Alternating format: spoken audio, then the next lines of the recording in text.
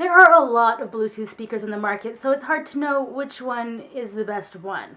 I have personally gone with the Creative Roar. I picked this up for my dad for Christmas because I thought it was the best value for the dollar when looking at sound quality.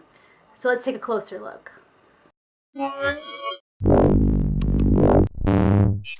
So let's start off with what's inside the box. We have a couple of user manuals, a DC adapter. That also comes with another EU plug. There is also a micro USB cable, which comes in handy since you can charge the battery here by DC or micro USB. One of the great things about this speaker is all the ways that you can connect with it. You can use the charger to power this up. Here's an auxiliary in if you wanted to use a physical cable. There's a USB port, which is great because you can use the internal battery to charge additional devices. There's a micro USB here, which you can actually use to charge this speaker, which is great. So a lot of other devices will require you to have a proprietary or just like a regular wall plug-in, but here you can actually charge by micro USB, which is fantastic. Now the micro SD card slot allows you to use the unit as a standalone player, and you can see the buttons for this are just over here.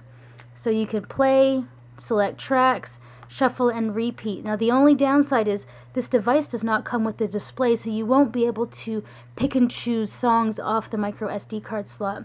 But another cool feature that you can use this for is if you need to record calls. Now a lot of people will actually use this to make and receive phone calls. Now one of the cool features is you can actually record them. If you need to do this in your life, you'll know that sometimes it's a bit of a hassle to get good quality sound recordings. Now this is one of the ways that you can do that.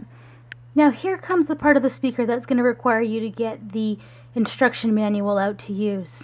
To be honest, I'm not that inspired to really spend too much time on this section because LS is loud sound, and this is basically like an alarm.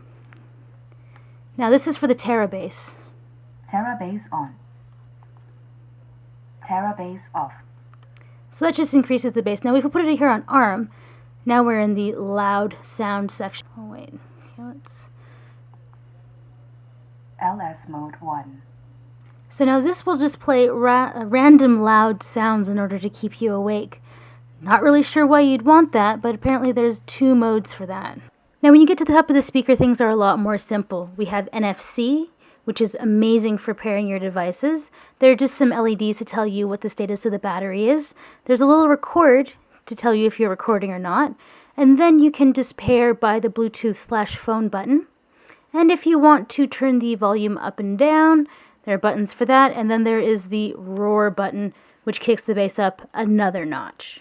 Now just to give you an idea of how easy it is to pair your phone, let me just place my phone on top. Then it asks me if I want to pair it. Let's just say yes. There we go. So now I can use my phone to crank it up. I laughed the loudest, who'd have known? I traced the cord back to the wall. No wonder it was never plugged in at all. I took my time, I hurried up. The choice was mine, I didn't think enough. I'm too depressed to go on. You'll be sorry when I'm gone. Nice. So how about some Mozart's Requiem for a Dream?